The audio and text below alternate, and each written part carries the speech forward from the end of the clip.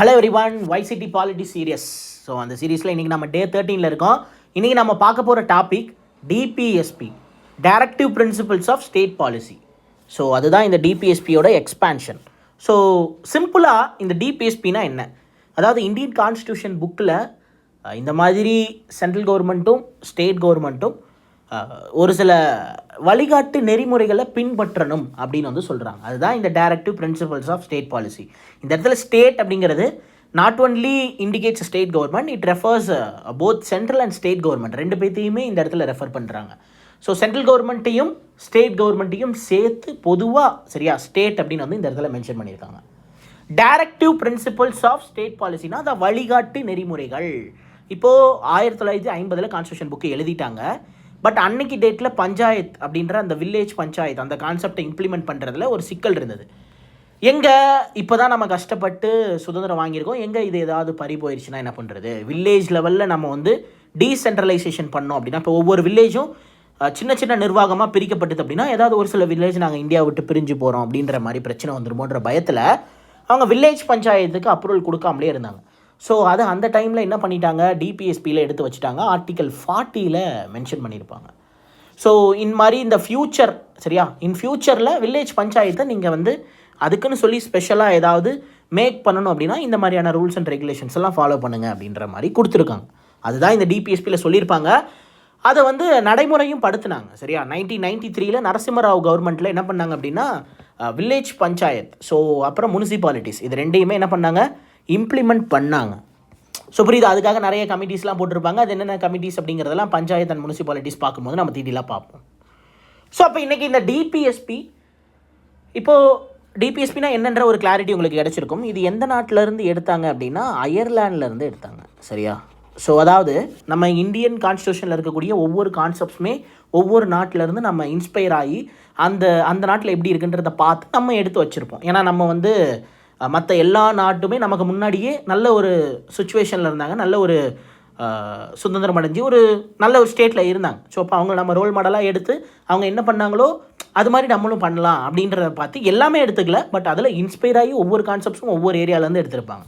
இப்போ fundamental rights பார்த்துருப்போம், அது அமெரிக்காலேருந்து எடுத்தாங்க. இந்த டிபிஎஸ்பி அப்படிங்கிறது அயர்லாண்ட்லேருந்து எடுத்திருப்பாங்க. அடுத்ததான் நம்ம ஃபண்டமெண்டல் டியூட்டிஸ் பார்ப்போம், அது ரஷ்யாவிலேருந்து எடுத்திருப்பாங்க. ஸோ கிளியரா? ரைட். இந்த அயர்லாண்ட்லேருந்து நம்ம என்ன பண்ணியிருக்கோம், டிபிஎஸ்பியை அவங்கள பார்த்து இன்ஸ்பயர் ஆகி எடுத்தோம். ஸோ ஒரு டிஎன்பிசி கொஷின் என்ன அப்படின்னா, இந்த அயர்லாண்ட் யாரை பார்த்து இன்ஸ்பயர் ஆகி எடுத்தாங்க அப்படின்னு கொஷின் கேட்டான். ஸோ இதில் ஆப்ஷனில் இந்தியாவும் இருந்தது. கொஷினை சரியாக படிக்காமல் அயர்லாண்டை பார்த்து யார் இன்ஸ்பயர் ஆகி எடுத்தாங்கன்னு நினச்சிட்டு இந்தியாவை சூஸ் பண்ணிட்டாங்க. அந்த டைமில் நிறைய பேர் இதை மிஸ்டேக் பண்ணியிருந்தாங்க. ஸோ இதுக்கு ஆன்சர் என்ன அப்படின்னா ஸ்பெயின் சரியா. ஸோ அதாவது ஸ்பெயினில் தான் இந்த டிபிஎஸ்பி கான்செப்ட் இருந்திருக்கு. அதை அப்படியே எடுத்து அயர்லாண்ட் வந்து காப்பி பண்ணியிருக்காங்க. அயர்லாண்ட்லேருந்து நம்ம என்ன பண்ணியிருக்கோம் அப்படின்னா காப்பி பண்ணியிருக்கோம். ஸோ புரியுதா, இந்த டிபிஎஸ்பி எங்கேருந்து எப்படி வந்தது அப்படின்ற ஸ்ட்ரக்சர் தெரியுதா? ஓகே. இது எந்த பார்ட்டில் மென்ஷன் பண்ணியிருக்காங்க? ஸோ பார்ட் 4 மென்ஷன் பண்ணியிருக்காங்க. ஸோ இது வந்து பார்த்திங்கன்னா ஆர்டிக்கல் 36 51 வரைக்கும் இருக்கும். ஸோ இப்போ இந்த டிபிஎஸ்பியும் சரி, இதுக்கப்புறம் வரக்கூடிய ஃபண்டமெண்டல் டியூட்டிஸும் சரி, இது ரெண்டுமே நான் ஜஸ்டிசபிள் இன் நேச்சர், தண்டனைக்கு உட்படாதது சரியா, தண்டனைக்கு உட்படாதது. ஸோ இதுவே ஃபண்டமெண்டல் ரைட்ஸ் அப்படிங்கிறது ஜஸ்டிசபிள் இன் நேச்சர் சரியா. சப்போஸ் ஃபண்டமெண்டல் ரைட்ஸ் உங்களுக்கு மறுக்கப்பட்டால் நீங்கள் என்ன பண்ணலாம், சுப்ரீம் கோர்ட் வரைக்கும் போய் உங்களுக்கான நீதியை நீங்கள் பெற்றுக்கொள்ளலாம். ஆனால் அது மாதிரி டிபிஎஸ்பியில் இந்த மாதிரி ஒரு விஷயத்தை சொல்லியிருக்காங்க, அது ஏன் எனக்கு செய்யலை அப்படின்னு நீங்கள் கேட்க முடியாது. ஸோ புரியுதா? இப்போ ஃபார் எக்ஸாம்பிள் இதில் டிபிஎஸ்பியில் வந்து இந்த மாதிரி ஒர்க்கர்ஸோட வேஜஸ் எல்லாம் பற்றி பேசியிருப்பாங்க சரியா. வேஜஸை நிறைய இம்ப்ரூவ் பண்ண சொல்லி பேசியிருப்பாங்க. ஸோ அந்த மாதிரி ஒர்க்கர்ஸ் ரிலேட்டடான லைஃப்பை பற்றி பேசியிருப்பாங்க. தென் அதே மாதிரி ஆல்கஹால் ப்ரொஹிபிஷனை பற்றி பேசியிருப்பாங்க. எல்லாருக்குமே வந்து ஹெல்த்தியான ஃபுட்ஸ் கிடைக்கணுன்றதை பற்றிலாம் பேசியிருப்பாங்க.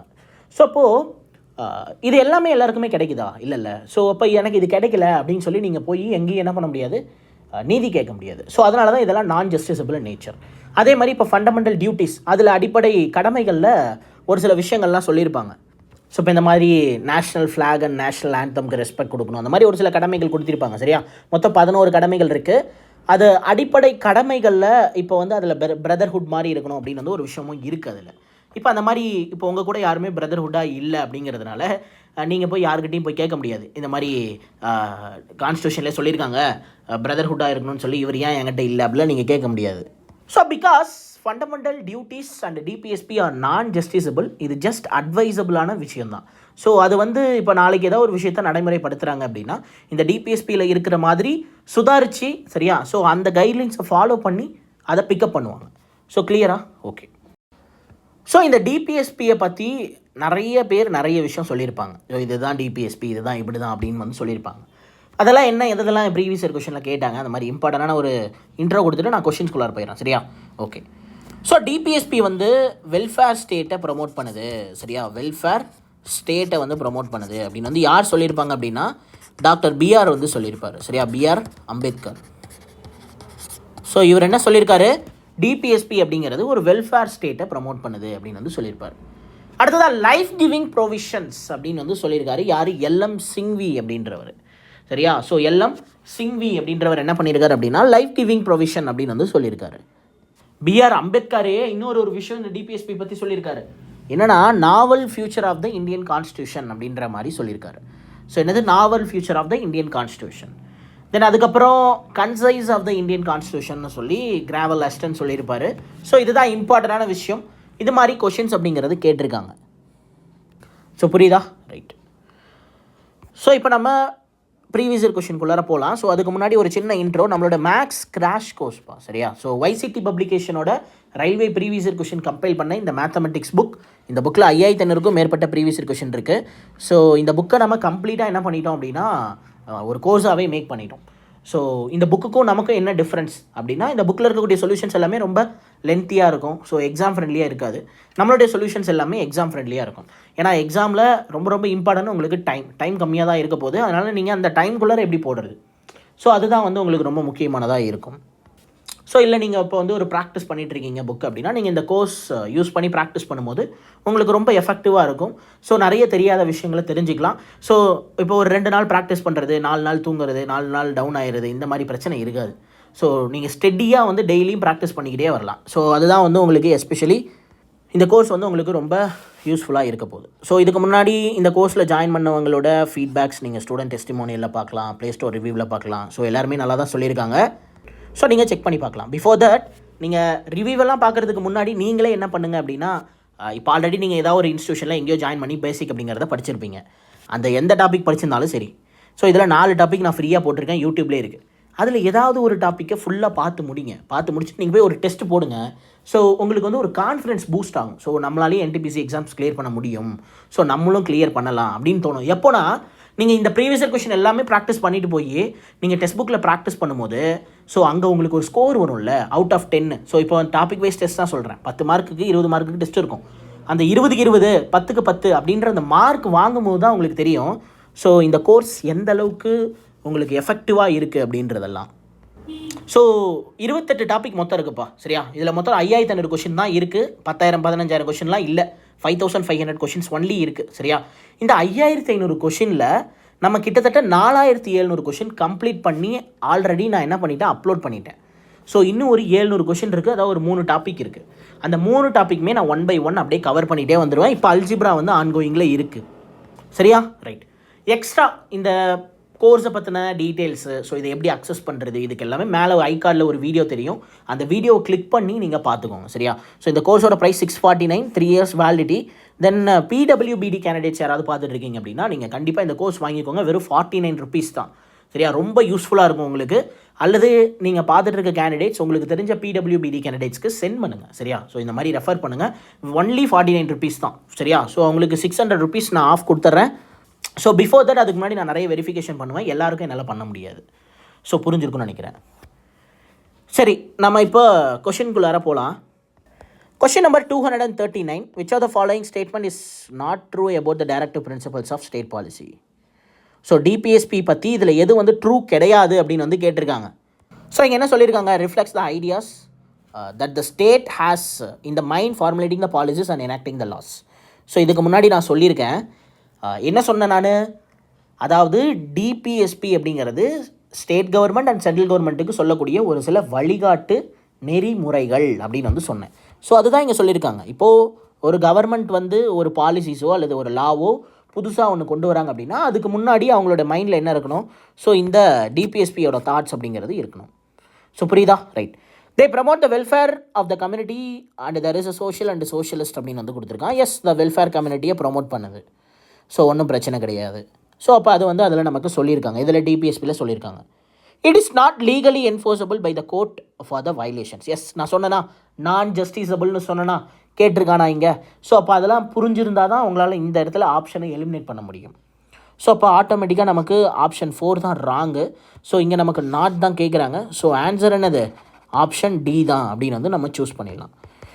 ஸோ இங்கே என்ன சொல்லியிருக்காங்க? They are enforceable on their own and don't required any law to implement them. So இதுதான் இந்த இடத்துல நமக்கு தப்பாக கொடுத்துருக்காங்க. சரியா? ரைட். ஸோ இந்த மாதிரி ஒரு சில கொஷின்ஸ் அப்படிங்கிறது கேட்பாங்க. ஸோ இது பாருங்கள், என்டிபிசியில் கேட்டிருக்காங்க. ஸோ எல்லா கொஷின்ஸும் இந்த மாதிரி இருக்கும்னு நினைக்க வேணாம். ஸோ ஒரு சில கொஷின் ரொம்ப டேரெக்டாகவே இருக்கும். Question number 240, the promoting the education and economic interest of the weaker section of the society, especially the scheduled caste and scheduled tribes, comes under the which of the following? So இதுக்கான answer option C, DPSP தான். இது ஏன் DPSP நான் சொல்கிறேன் அப்படின்னா, article 46 பற்றி உங்களுக்கு தெரிஞ்சிருந்ததுன்னா இந்த டவுட் வந்திருக்காது. ஆர்டிக்கல் 46 எஸ்சி அண்ட் எஸ்டி இந்த கம்யூனிட்டியை சேர்ந்த பீப்புள் இருக்காங்கல்ல, அவங்களுக்கு ஏதாவது ஒரு இன்ஜஸ்டிஸ் நடந்தது சரியா அப்படின்னா அதிலிருந்து அவங்கள ப்ரொடெக்ட் பண்ணிக்கிறதுக்கு இந்த ஆர்டிக்கல் 46 எஸ்சி அண்ட் எஸ்டிஸோட இன்ஜஸ்டிஸ்க்கு எகெயின்ஸ்டாக ப்ரொடெக்ட் பண்ணிக்கிறதுக்கான ஒரு சில விஷயங்கள் அப்படிங்கிறது கொடுக்கப்பட்டிருக்கிறது. யாருக்கு? எஸ்சி அண்ட் எஸ்டி பீப்புள்ஸ்க்கு இன்ஜஸ்டிஸ் ஏற்பட்டுச்சு அப்படின்னா ஸோ அதிலிருந்து அவங்கள ப்ரொடெக்ட் பண்ணிக்கிறதுக்காக டிபிஎஸ்பியில் இந்த விஷயங்களை சொல்லப்பட்டிருக்கிறது. என்ன மாதிரியான என்ன மாதிரியான இன்ஜஸ்டிஸ், என்ன மாதிரியான எக்ஸ்ப்ளாய்டேஷன்ஸ் அப்படின்னு கேட்டிங்க அப்படின்னா, ஸோ இப்போது எஸ்சி அண்ட் எஸ்டி பீப்புள்ஸ்க்கு எஜுகேஷன் கொடுக்கணும் அப்படின்னு கான்ஸ்டியூஷன் சொல்லுது. சரி, அதே மாதிரி அவங்களும் வந்து பொருளாதாரத்தில் ஒரு நல்ல ஸ்டேட்டஸ்க்கு வரணும் அப்படின்றத கான்ஸ்டியூஷன் விரும்புது. பட் ஆனால் இது ரியாலிட்டியாக எடுத்துகிட்டு வரும்போது நிறைய பிரச்சனைகள் அப்படின்றது வந்தது அப்படின்னா அதிலிருந்து அவங்கள ப்ரொடெக்ட் பண்ணிக்கிறதுக்காக ஆர்டிக்கல் 46 மென்ஷன் பண்ணியிருக்காங்க. ஸோ இது ஆர்டிக்கல் 46 மென்ஷன் பண்ணதுனால இப்போ கவர்மெண்ட் புதுசாக ஒரு சட்டம் கொண்டு வராங்க, ஒரு பாலிசி கொண்டு வராங்க அப்படின்னா அதனால் டேரெக்டாக இந்த SC and ST peoples affect ஆகுதா ஆகலையான்றதை மைண்டில் வச்சுப்பாங்க. ஏன்னா நம்ம முன்னாடியே பார்த்துருக்கோம். ஸோ கவர்மெண்ட் வந்து பார்த்திங்கன்னா ஒரு பாலிசியோ அல்லது லாவையோ எனாக்ட் பண்ணுறாங்க அல்லது ஃபார்முலேட் பண்ணுறாங்க அப்படின்னா அந்த இடத்துல அவங்க டிபிஎஸ்பியில் சொல்லியிருக்க ஐடியாஸ் எல்லாமே மைண்டில் வச்சுக்கணும் அப்படின்னு வந்து சொல்லியிருக்காங்க. ஸோ அப்போ அதுக்கேற்ற மாதிரி அவங்க ஃப்ரேம் பண்ணுவாங்க. ஸோ இப்போ புதுசாக ஒரு விஷயம் எதாக இருக்கட்டும், சரியா, எதுவாக வேணாலும் இருக்கட்டும், புதுசாக ஒன்று வந்து கொண்டு வராங்க அப்படின்னா அதில் இவங்களுக்குன்னு சொல்லி ஒரு சில ரெஸ்ட்ரிக்ஷன்ஸ் கொடுத்துருப்பாங்க. அந்த மாதிரிக்காக அதுக்காக தான் என்ன பண்ணியிருக்காங்க அப்படின்னா ஆர்டிக்கல் 46 டிபிஎஸ்பியில் இதை பற்றி சொல்லியிருக்காங்க. ஸோ புரியுதில்ல? ஒன்றும் இல்லை, promoting the education and educational economical interest of the weaker section of the society. இந்த சமுதாயத்தில் எஜுகேஷன் ரீதியாகவோ அல்லது பொருளாதார ரீதியாகவோ ஒரு நல்ல ஸ்டேட்டஸை அடையிறதுக்கு, சரியா, யார் வீக்கர் செக்ஷன்ஸான எஸ்சி அண்ட் எஸ்டிஸ் அடையிறதுக்கு ஏதேனும் அநீதிகள் நடந்தது அப்படின்னா ஸோ அதுக்கு எதிராக அவங்களால வந்து பார்த்திங்கன்னா என்ன பண்ணிக்க முடியும்? ஸோ குரல் கொடுத்துக்க முடியும். அதுக்கு தான் வந்து ஆர்டிக்கல் 46 மென்ஷன் பண்ணியிருக்காங்க. சரியா? Right. Question number 241, which of the following feature of the Indian Constitution is borrowed from the Constitution of Ireland? அயர்லாண்ட்லேருந்து கடன் வாங்கினது என்னது? டிபிஎஸ்பி தான். So directive principles of state policy. So புரிஞ்சுதா? Okay. Question number 242, article dash of the constitution which enshrines one of the directive principles of state policy. Lay down the state shall take the step to organise a village panchayat and endow them with the power and authority may be necessary to enable them to the function as a unit of the self-government. So அதாவது ஒன்றும் இல்லைங்க, village panchayat, கிராம பஞ்சாயத்து இன்றைக்கி டேட்டில் இருக்கு இல்லையா?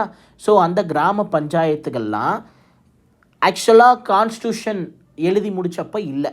அது என்ன பண்ணிட்டாங்க அப்படின்னா 1992 சட்டத்தை போட்டு 1993 இம்பேக்ட் சரியா வெளிப்படுத்தினாங்க. ஸோ அதை செயல்படுத்தினாங்க. ஸோ இதை டிபிஎஸ்பியில் ஒரு ஆர்டிக்கலில் மென்ஷன் பண்ணியிருக்காங்க, ஆர்டிக்கல் 40 மென்ஷன் பண்ணியிருப்பாங்க. ஸோ புரியுதா? ஆர்டிக்கல் 40 என்ன மென்ஷன் பண்ணியிருக்காங்க? வில்லேஜ் பஞ்சாயத்தை பற்றி மென்ஷன் பண்ணியிருக்காங்க. ஸோ ரொம்ப ரொம்ப இம்பார்ட்டண்டான ஒரு ப்ரீவியஸ் இயர் கொஷின். ஸோ இதை நோட் பண்ணி வச்சுக்கோங்க. ஸோ அதே மாதிரி ஆர்டிக்கல் 48, அதாவது ஆர்டிக்கல் 48 2 விஷயத்தை பற்றி சொல்லியிருப்பாங்க. ஸ்லாட்டரிங் ஆஃப் கவுஸும் சயின்டிஃபிக் அக்ரிகல்ச்சரை பற்றியும் சொல்லியிருப்பாங்க. ஸ்லாட்டரிங் ஆஃப் கவுஸ், ஸோ அதாவது மாடுகளை கொலை பண்ணுறது. ஸோ அதை பற்றி டிபிஎஸ்பியில் மென்ஷன் பண்ணியிருக்காங்க. Slaughtering of cows. Then scientific agriculture. So இது ரெண்டுமே ரொம்ப ரொம்ப important. So scientific agriculture. So இதை பற்றி எதில் சொல்லியிருக்காங்க? ஆர்டிகல் 48 சொல்லியிருக்காங்க. ஆர்டிகல் 40 வில்லேஜ் பஞ்சாயத்து, ஆர்டிகல் 48 அப்படிங்கிறது scientific agriculture and slaughtering of cows. So புரியுதா? Question number 243, which article of the constitution of India lays down the state shall take a steps to organise the village panchayat. So village பஞ்சாயத்துனே வந்துருச்சு. So நம்ம delay பண்ண வேணாம். Option 40, அதாவது article 40 தான் நமக்கு கரெக்டான ஆன்சர். Option D. ஸோ புரியுதா? தென் அதுக்கப்புறம் இன்னொரு இம்பார்ட்டண்டான previous year question. So article 44 uniform civil code. Uniform civil code. So இது ரொம்ப ரொம்ப இம்பார்ட்டன்ட் தம்பி. ஸோ யூனிஃபார்ம் சிவில் கோட் அப்படின்னக்கூடிய இந்த ஆர்டிக்கல் ரொம்ப ரொம்ப இம்பார்ட்டன்ட். ஸோ இது சிஜிஎல்லே கேட்டிருக்காங்க. ஸோ இதை வந்து பார்த்திங்கன்னா இது ரிலேட்டடாக இன்னொரு ப்ரீவியஸ் இயர் கொஸ்டின் இருக்குது. ஸோ என்ன அப்படின்னா, இந்த யூனிஃபார்ம் சிவில் கோடை இம்ப்ளிமெண்ட் பண்ண ஸ்டேட் எது அப்படின்னு வந்து கேட்பாங்க. ஸோ எந்த ஸ்டேட்டு? கோவா. ஃபஸ்ட்டு இந்த யூனிஃபார்ம் சிவில் கோடை இம்ப்ளிமெண்ட் பண்ண அந்த ஸ்டேட் வந்து கோவா. ஸோ புரியுதா? யூனிஃபார்ம் சிவில் கோட் அப்படின்னா பொது உரிமை சட்டம் அப்படின்னு வந்து சொல்லுவாங்க. ஸோ இதை ஃபஸ்ட்டு இம்ப்ளிமெண்ட் பண்ண ஸ்டேட் வந்து கோவா. இது ரொம்ப ரொம்ப இம்பார்ட்டண்டான ப்ரீவியஸ் இயர் கொஸ்டின். இந்த யூனிஃபார்ம் சிவில் கோடோட ஆர்டிகல் 44ங்கிறதே ரொம்ப இம்பார்ட்டன்ட். ஸோ புரியுதா?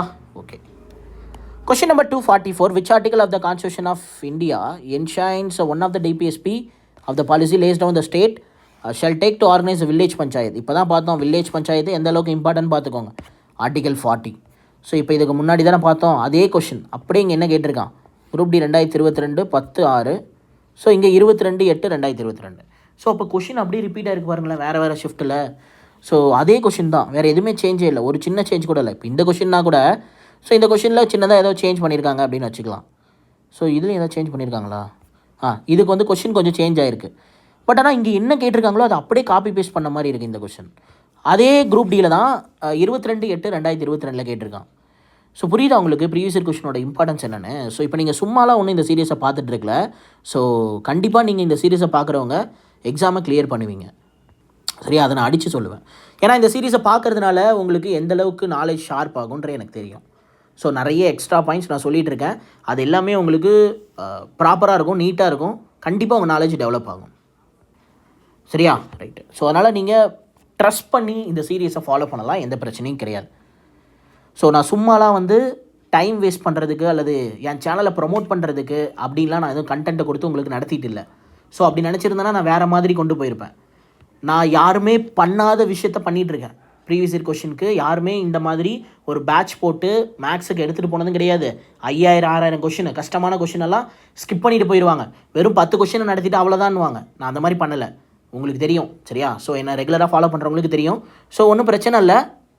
இப்போ அதே மாதிரி தான் இருக்கும் இந்த பாலிட்டி சீரியஸும். ஸோ எல்லா கொஷினுமே உங்களுக்கு டீட்டெயிலாக எக்ஸ்பிளைன் பண்ணிடுவேன். இதை பார்க்குறதுனால கண்டிப்பாக உங்களுடைய ஸ்கோர் பூஸ்ட் ஆகும். ஸோ நீங்கள் என் மேலே வச்ச ட்ரஸ்ட், இந்த சீரீஸை ஃபாலோ பண்ணிட்டுருக்கீங்களா, அதை நான் காப்பாற்றுவேன். சரியா? Right. Question number 245, which are the following article of the Indian constitution is directed to establish a living wage and etcetera for the workers. So இப்போ தான் நான் கொஞ்சம் நேரத்துக்கு முன்னாடி ஒரு எக்ஸாம்பிளாக கூட சொன்னேன், ஒர்க்கர்ஸோட வேஜஸை பற்றி பேசியிருப்பாங்க அப்படின்லாம் சொன்னேன் இல்லையா? ஆர்டிகல் 43. ஆர்டிகல் 43ல் என்ன பண்ணியிருப்பாங்க? Wages of worker.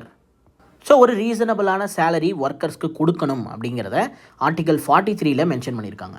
ஸோ இதெல்லாம் சார் மென்ஷன் பண்ணியிருப்பாங்க கான்ஸ்டியூஷனில் அப்படின்னு கேட்டால், ஸோ ஆக்சுவலாக அந்த டைமில் உங்களுக்கு வந்து சரியாக சம்பளம் கூட கொடுக்காமல் நிறைய பேர் ட்ரீட் பண்ணிகிட்டு இருந்தாங்க. ஸோ அதனால தான் வேஜஸ் கரெக்டாக கொடுக்கணுன்றத அவங்க ஆர்டிக்கல்லே மென்ஷன் பண்ணியிருக்காங்க. ஸோ புரியுதா? அந்த டைமில் நமக்கு சம்பளம் கூட கரெக்டாக கொடுக்காமல் இருந்திருக்கானுங்க. ஸோ அதனால தான் அதெல்லாம் அவ்வளோ இம்பார்ட்டண்ட்டாக பாயிண்ட் அவுட் பண்ணி அதை வந்து என்ன பண்ணியிருக்காங்க, டிபிஎஸ்பியில் மென்ஷன் பண்ணியிருக்காங்க. ஸோ புரியுதில்ல? ரைட்டு. ஸோ அடுத்த ஆர்டிகல் 40 வில்லேஜ் பஞ்சாயத்து. ஸோ 41, 42 இது அந்தளவுக்கு இம்பார்ட்டன்ட் இல்லை, நான் வேணால் சொல்கிறேன், நீங்கள் நோட் பண்ணிக்கோங்க. ஸோ ஓல்டு ஏஜில் இருக்கக்கூடிய பர்சன்ஸு, தென் வந்து பார்த்திங்கன்னா disabled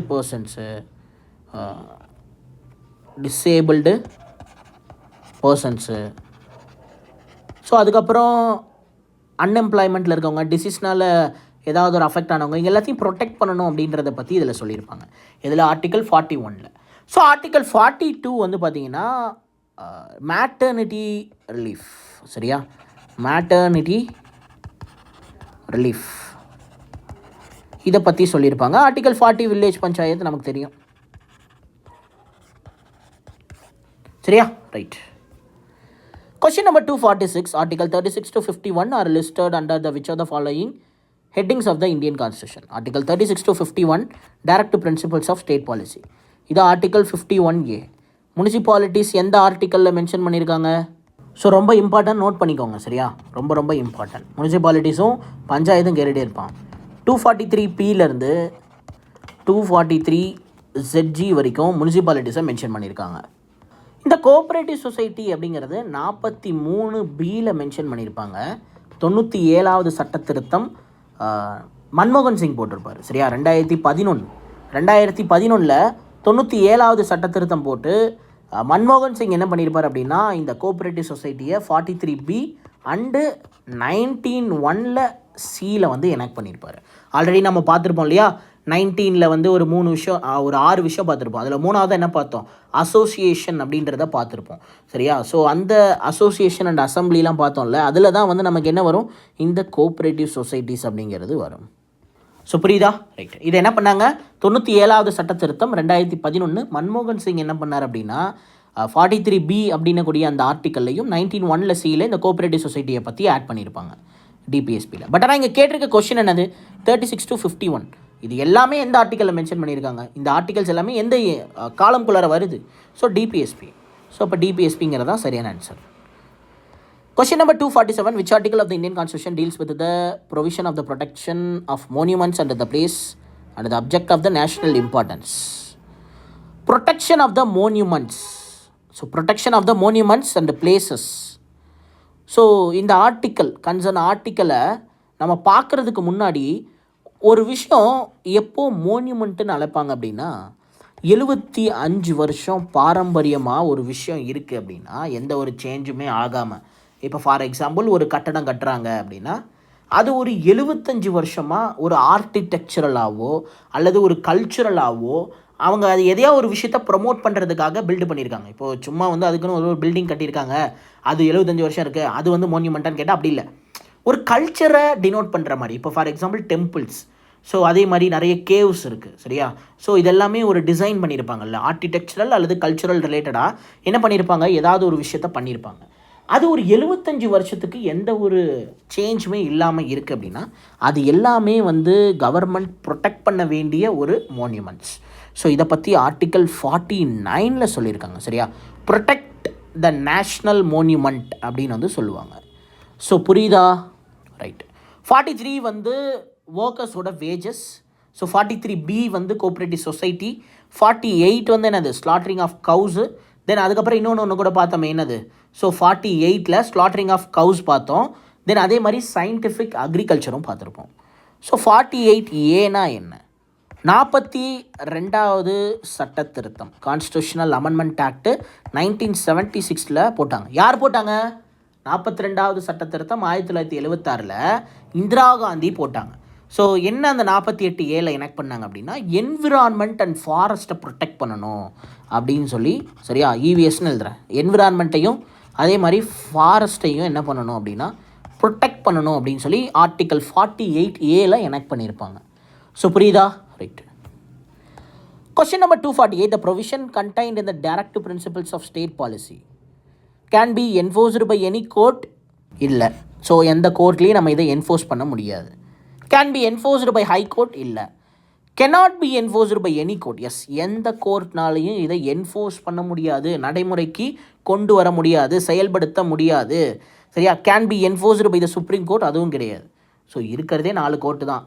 supreme court, high court, district court, அதுக்கப்புறம் இருக்கக்கூடிய சின்ன சின்ன கோர்ட்ஸு. ஸோ புரியுதா? ஸோ இப்போ இது எதுலேயுமே நம்மளால் என்ஃபோர்ஸ் பண்ண முடியாது. அதுதான் உண்மை. எதை? டைரக்டிவ் பிரின்சிபல்ஸ் ஆஃப் ஸ்டேட் பாலிசியை. ஸோ புரியுதா? Okay. Question number 249, directive principles of the state policy in the Constitution of India have been adopted from. So எங்கேருந்து அடாப்ட் பண்ணியிருப்பாங்க? அயர்லாண்ட்லேருந்து அடாப்ட் பண்ணியிருக்காங்க. அயர்லாண்டு தான் ஐரிஷ் அப்படின்னாலும் ஒன்று தான். ஸோ புரியுதா? Question number 250, the directive principles of the state policies are mentioned in the which of the following part of the Constitution? So part 3ல வந்து மென்ஷன் பண்ணியிருக்காங்க. அப்படி தானே? ரைட்டு. ஸோ தப்பு. பார்ட் 3 கிடையாது, பார்ட் 4ல் தான் மென்ஷன் பண்ணியிருக்காங்க.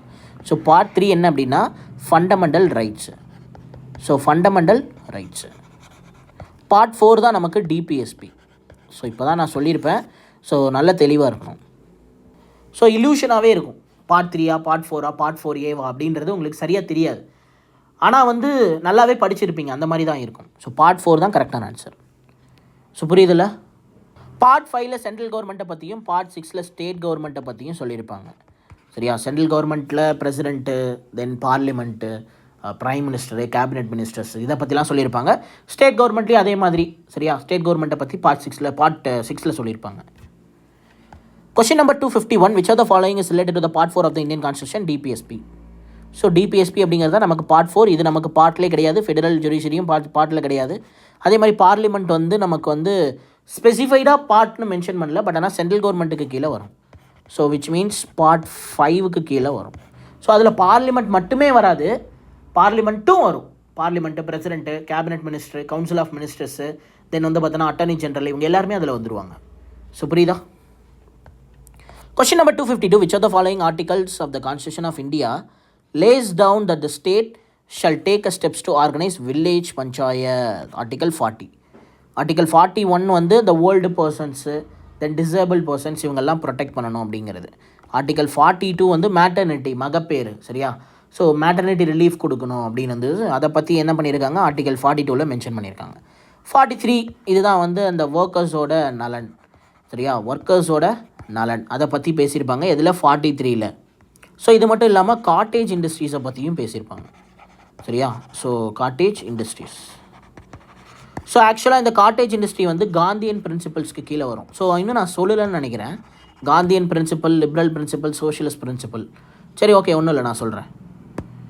அதாவது இந்த டிபிஎஸ்பியை புக்கில் நமக்கு 3ஆக பிரிக்கலை, பட் ஆனால் இதை படித்த சமூக ஆர்வலர்கள் இருக்காங்க இல்லையா, அவங்க எல்லாருமே என்ன பண்ணியிருக்காங்க, 3ஆக கேட்டகரைஸ் பண்ணியிருக்காங்க. ஸோ ஒன்று காந்தியன் பிரின்சிபல். ஸோ இன்னொன்று வந்து பார்த்திங்கன்னா நமக்கு சோஷியலிஸ்ட் பிரின்சிபல். ஸோ அடுத்ததாக லாஸ்ட் பட் நாட் லீஸ்ட் என்னது அப்படின்னா நமக்கு லிபரல் பிரின்சிபல்ஸ். ஸோ இந்த டிபிஎஸ்பியில் சொல்லியிருக்கிறதே பிரின்சிபல்ஸ் தான். அதுவே நமக்கு என்னது, வழிகாட்டு நெறிமுறைகள் தானே. சரியா? ஸோ அந்த வழிகாட்டு நெறிமுறைகளை நம்ம காந்தியனும் சோஷியலிஸ்ட்னும் லிபரல்னும் பிரிச்சிருக்கோம். ஸோ இப்போது இதில் சரியா இந்த காட்டேஜ் இண்டஸ்ட்ரி அப்படிங்கிறது எதுக்குள்ளார வரும் அப்படின்னா காந்தியன் பிரின்சிபல்ஸ்குள்ளார வரும். ஸோ புரியுதா? இப்போ இதுக்கு முன்னாடி நம்ம யூனிஃபார்ம் சிவில் கோட், அதாவது ஆர்டிக்கல் எழுதுகிறேன், ஆர்டிக்கல் 44 பார்த்துருப்போம். தென் வந்து பார்த்திங்கன்னா 45 இது வந்து சில்ட்ரன்ஸோட எஜுகேஷனை பற்றி வாஜ்பாய் இம்ப்ளிமெண்ட் பண்ணியிருப்பார். ஸோ அடுத்ததாக 46 பார்த்தோம். சரியா? 46 பார்த்தோம். தென் 47 இதில் வராது. ஸோ 46 இதில் வராது. 46லாம் எஸ்சி அண்ட் எஸ்டிஸ்லாம் வந்து இதில் வந்துடும், காந்தியில் வந்துடும். சரியா? 46 வந்து காந்தியில் வந்துடும். ஸோ ஃபர்ஸ்ட் ஆஃப் ஆல் நான் ஒன்று தெளிவாக ஒரு கிளாரிட்டி சொல்கிறேன். சரியா? ஒன்றும் பிரச்சனை இல்லைங்க. பாருங்கள், இதெல்லாம் ரொம்ப ரொம்ப இம்பார்ட்டன்ட் கிடையாது. ஓரளவுக்கு தெரிஞ்சு வச்சுக்கோங்க. இதை 3ஆக பிரிச்சிருக்காங்க அப்படின்றத தெரிஞ்சு வச்சுக்கோங்க. எந்தெந்த ஆர்டிக்கல் எங்கெங்கே வருது அப்படின்றதெல்லாம் தெரிஞ்சுக்கணும்னு ஒன்றும் அவசியம் இல்லை. இருந்தாலும் நான் சொல்கிறேன், நோட் பண்ணிக்கோங்க. ஃபஸ்ட்டு காந்தியன் பிரின்சிபல்ஸ், ஆர்டிக்கல் 40 தான் காந்தியன் பிரின்சிபல்ஸ்க்கு ரொம்ப ரொம்ப இம்பார்ட்டன்ட். ஏன்னா காந்தி வந்து டீசென்ட்ரலைசேஷன் பண்ணணும் அப்படின்னு விரும்பினார். டீசென்ட்ரலைசேஷன்னா என்ன, அதிகாரத்தை பிரித்து கொடுக்கணும். அதாவது சென்ட்ரல் கவர்மெண்ட்டே எல்லா பவரும் இருக்கக்கூடாது, கீழே இருக்க ஒவ்வொரு இடத்துலையும் பவரை கொடுத்தோம் அப்படின்னா அவங்களே வந்து வெல் டெவலப்டு நேஷனாக மாறிடும் இந்தியா அப்படின்ற மாதிரி சொல்லியிருப்பார். ஸோ அதனால் இது வந்து என்னது, காந்தியன் பிரின்சிபல்ஸ். ஆர்டிக்கல் 40 இருக்கும். ஸோ அடுத்ததாக 43 காட்டேஜ் இண்டஸ்ட்ரீஸ். யார், காந்தியே ஒரு காட்டேஜ் இண்டஸ்ட்ரி வச்சுருந்தார். என்னது, கை சுற்றிக்கிட்டே இருந்தார், நெசவாளி. அது என்னது சரியாக எனக்கு தெரியல, அந்த காட்டன் சுற்றுவாங்கள்ல, நூல் நெய்யறதா. ஸோ அது சரியா, அந்த மாதிரி காட்டேஜ் இண்டஸ்ட்ரீஸ்க்கு ப்ரமோட் பண்ண சொல்லியிருப்பார். தென் 46 வந்து எஸ்சி அண்ட் எஸ்டிஸ். ஸோ ஆக்சுவலாக பூனா பேக்ட்டுக்கு அப்புறம் வந்து காந்தியோட விஷனே வந்து எஸ்சி அண்ட் எஸ்டிஸை நோக்கி போயிடும். அதனால தான் இந்த ஹரிஜன சங்கம், ஹரிஜன சேவா, இந்த மாதிரியான போராட்டங்கள்லாம் நிறைய பண்ணியிருப்பார் எஸ்சி அண்ட் எஸ்டிஸ்க்காக. ஸோ அதையும் அவங்க என்ன சொல்லிட்டாங்க அப்படின்னா, அந்த எஸ்சி அண்ட் எஸ்டிஸை வல்னரபிள் ஆக்டிவிட்டீஸ்லேருந்து ப்ரொடெக்ட் பண்ணுறதுக்காக ஸோ ஆர்டிகல் 46 மென்ஷன் பண்ணியிருக்காங்க. அதை காந்தியன் பிரின்சிபல்ஸ்னு செக்ரிகேட் பண்ணியிருக்காங்க. 47 இது வந்து ஆல்கஹால் ப்ரொஹிபிஷன். ஸோ சாராயத்தை தடுத்து நிறுத்தணும் அப்படின்ற மாதிரி. சரியா? அது வந்து வெறும் directive principles of state policy தானே தவிர, ஸோ அது என்ன கிடையாது, நமக்கு வந்து கட்டாயமாக பண்ணி ஆகணும் அப்படின்னு வந்து எதுவும் கிடையாது. ஸோ புரியுதா? ரைட்டு. அடுத்தது ஆர்டிகல் 48. ஸோ ஸ்லாட்ரிங் ஆஃப் கவுஸ்ன்னு சொல்லி ஒரு விஷயம் பார்த்தோம். சயின்டிஃபிக் டெம்பர் பார்த்துருப்போம்.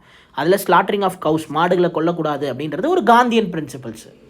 காந்தி எப்படி இருப்பார், சாஃப்டாக இருப்பார், அந்த மாடுகளை கொல்லக்கூடாது, அதெல்லாம் வந்து காந்தியன் பிரின்சிபல்ஸில் வந்துடும். ஸோ புரியுதா? ரைட்டு. சோஷியலிஸ்ட்டில் என்ன வரும்? ஆர்டிகல் 38. சரியா? ஆர்டிகல் 38. அடுத்து 39. ஸோ இதெல்லாமே இதில் வந்துடும். நமக்கு இது ரெண்டும் வந்து சோஷியலிஸ்ட்டில் வந்துடும். சரியா? ஸோ இது இல்லாமல் 41 பார்த்தோம், 42 பார்ப்போம். சரியா? 43 அண்டு 47.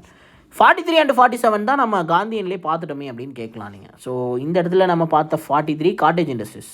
இங்கே நமக்கு என்ன அப்படின்னா standard of living of the employees. சரியா? ஒர்க்கர்ஸ்க்கு ஸ்டாண்டர்ட் ஆஃப் லிவிங் இருக்கணும், சமத்துவமாக இருக்கணும், அதை பற்றி பேசுகிறாங்க. ஸோ இந்த 43லே 2 விஷயத்தை பற்றி பேசியிருக்காங்க.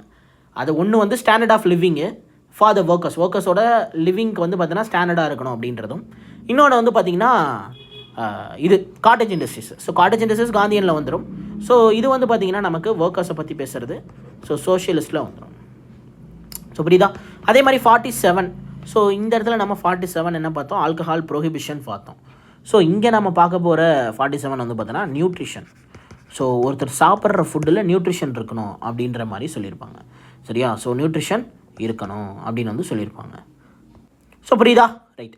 அடுத்த லிபரல் பிரின்சிபல்ஸ். இதில் தான் நம்ம வந்து சிவில் கோட், அதாவது யூனிஃபார்ம் சிவில் கோடில் வரும். ஆர்டிக்கல் 44.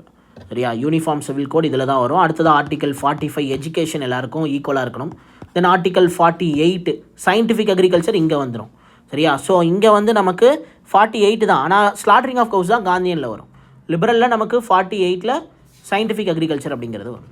ஸோ 49, தென் 50 தான் எக்ஸிக்யூட்டிவ் அண்ட் ஜுடிஷியரியை ரெண்டாக பிரிக்கிறது. 51 இன்டர்நேஷ்னல் பீஸு. தென் வந்து 49 அப்படின்றது என்னது? ஸோ மோன்யூமெண்ட்டை ப்ரொடெக்ட் பண்ணணும். 75 வருஷம் இருந்தால் தான் அது வந்து ஒரு மோன்யூமெண்ட் நான் சொன்னேன் இல்லையா? ரைட். ஸோ புரியுதா? ரைட். இது வந்து அந்தளவுக்கு ரொம்ப இம்பார்ட்டண்ட்டாக நீங்கள் இதிலேருந்து கேட்டால் காந்தின்னு கரெக்டாக சொல்ல தெரியணும், அந்தளவுக்குலாம் தேவையில்லை. ஜஸ்ட் சிம்பிள் இதை ஒரு 3ஆக பிரிச்சிருக்காங்க அப்படின்றத மட்டும் தெரிஞ்சு வச்சுக்கோங்க. ஏன்னா இது ஒரு தடவை கேட்டிருந்தாங்க, 3ஆக பிரிச்சிருந்தாங்க அப்படின்ற மாதிரி. அதனால் அது எத்தனையாக பிரித்தாங்கன்ற மாதிரி கேட்டிருந்தாங்க. ஸோ எஸ்எஸ்சி சிஜிஎல்ல தான் நினைக்கிறேன், சிஹெச்எஸ்லாம் தெரில, கேட்டிருந்தாங்க. எனக்கு நல்லா தெரியும், அதனால தான் நான் இதை வந்து உங்களுக்கு மெனக்கட்டு சொல்கிறேன். ஸோ டிபிஎஸ்பியை 3ஆக பிரிச்சிருக்காங்க, Gandhian, socialist and liberal. So புரியுதில்ல? Right. Question number 253. The provision of securing just a human condition of the work for a maternity relief has been entrusted in the Indian Constitution is a one of DPSP. DPSPயில் maternity relief அதை பற்றி பேசியிருக்கிறது எந்த article? Article 42. புரிஞ்சிருக்கும்னு நினைக்கிறேன். Question number 254. Which article of the Indian Constitution lays down the directive principles of the state policy and the promotion of international peace and security? இப்போ தான் நம்ம பார்த்தோம் international piece என்னது. So article 51. So judicial and executive ரெண்டே பிரித்தது தான் article 50. So புரியுதா? Right. Question number 255. Dash of the directive principles of the state policy deals with the promotion of the international peace and security. Article 51.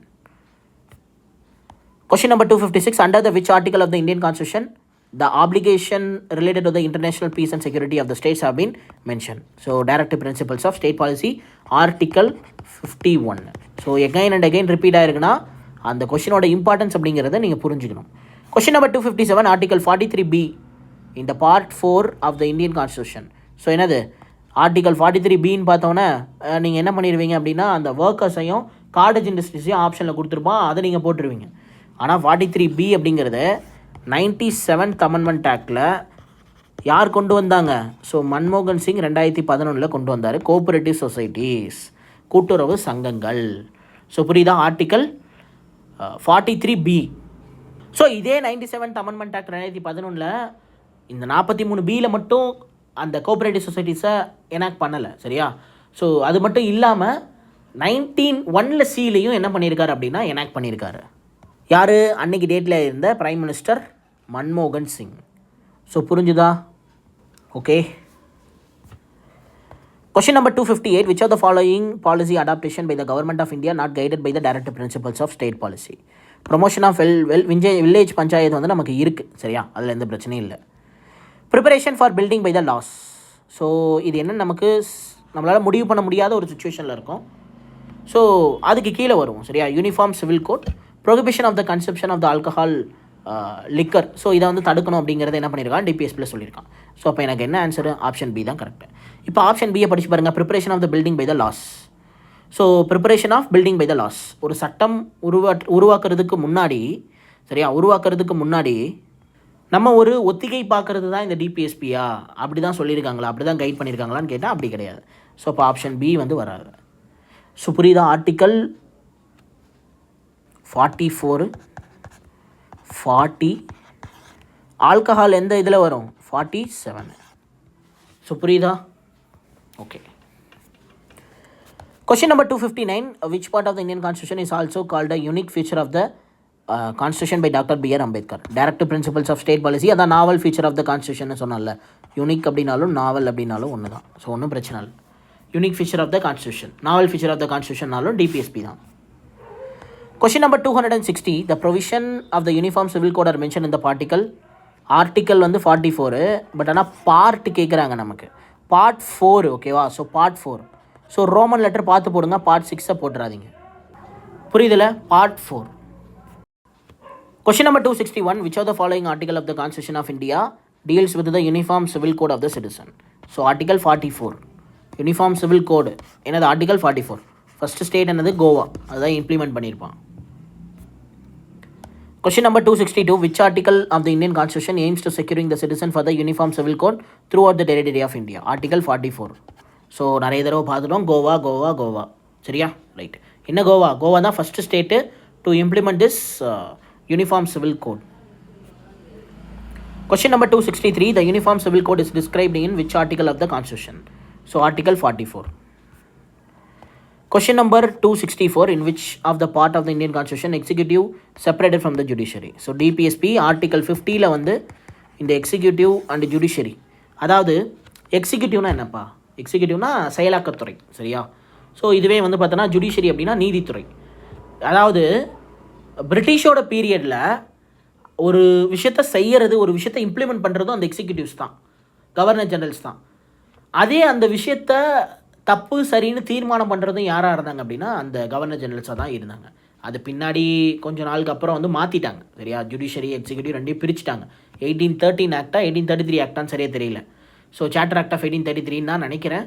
So சரியாக தெரியல. அப்போ வந்து என்ன பண்ணிட்டாங்க? Executive and ஜுடிஷியரியை ரெண்டாக பிரிச்சுட்டாங்க. ஸோ எக்ஸிக்யூட்டிவ் டிபார்ட்மெண்ட் வேறு, judiciary department வேறு.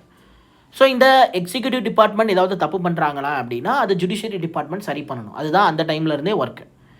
இவங்க தெளிவாக கான்ஸ்டியூஷன் எழுதும் போது என்ன பண்ணிட்டாங்கன்னா ஆர்டிகல் 50ல் ஜுடிஷியரியையும் எக்ஸிக்யூட்டிவையும் ஒன்று சேர்க்கக்கூடாது, பிரிக்கணும் அப்படின்னு வந்து ஒரு ஆர்டிக்கல்லே மென்ஷன் பண்ணிட்டாங்க.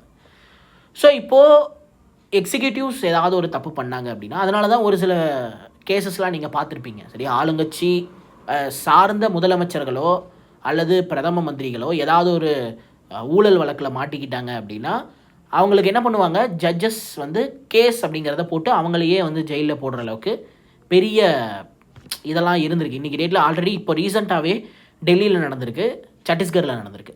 ஸோ நம்ம கண்ணு முன்னாடி பார்த்துருக்கோம்.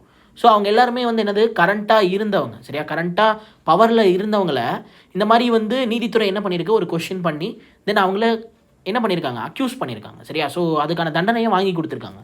ஸோ அதனால தான் எக்ஸிக்யூட்டிவ்ஸ் கையில் இந்த ஜுடிஷியரி இருக்கக்கூடாது அப்படின்னு வந்து ஒரு சட்டம் இருக்குது. ஸோ புரியுதில்ல நான் என்ன சொல்ல வரேன்னு? Right. Question number 265, which of the article of the Indian Constitution deals with the separation of judiciary and executive? So judiciary and executive, article 50. Article 51 என்னது? Piece, international piece. ஸோ புரியுதா? அவ்வளோதாங்க. ஸோ டிபிஎஸ்பி நம்ம என்ன பண்ணிட்டோம்? முடிச்சிட்டோம். So சின்ன topic தான், but ஆனால் ஒர்த்தாக இருந்திருக்கும். நிறைய விஷயம் புதுசாக தெரிஞ்சிருப்பீங்க. ஸோ தெரிஞ்ச விஷயத்தெல்லாம் காற்று வாக்கில் அப்படியே இந்த காதில் வாங்கி அந்த காதில் விட்டுறாமல் ஒரு நோட்டு போட்டு எழுதுங்க. நான் 10 நாளைக்கு ஒரு தடவை, ஒரு 10 டேஸ் கம்ப்ளீட் ஆயிடுச்சு அப்படின்னா அந்த 10 நாளைக்கு நான் என்ன நடத்தியிருக்கணும் அந்த பிடிஎஃபை நான் உங்களுக்கு டெலிகிராம் சேனலில் ஷேர் பண்ணிடுறேன். ஆல்ரெடி நான் நடத்தின கொஷின்ஸ்க்கு 10 நாளுக்கான கொஷின்ஸ் வந்து என்ன பண்ணிவிட்டேன்? அப்லோட் பண்ணிட்டேன். அடுத்து எகைன் அடுத்த 10 நாள், சரியா? டே 20 வந்தோடனே நான் என்ன பண்ணிடுறேன்? இந்த 10 நாளையும் அப்லோட் பண்ணிடுறேன். ஸோ நம்மளோட டெலிகிராம் சேனலில் இருக்கும். ஸோ வந்து ஜாயின் பண்ணிக்கோங்க, சரியா? ஸோ அங்கே இருக்கும், நீங்கள் அக்சஸ் பண்ணிக்கலாம், எந்த பிரச்சனையும் இல்லை. சரி, ஓகே. இன்றைக்கான செஷனை நம்ம எண்ட் பண்ணிக்கலாம். ஸோ நாளைக்கு ஃபண்டமெண்டல் டியூட்டிஸ், ஸோ டே 14ல் பார்த்துருவோம். தேங்க்யூ.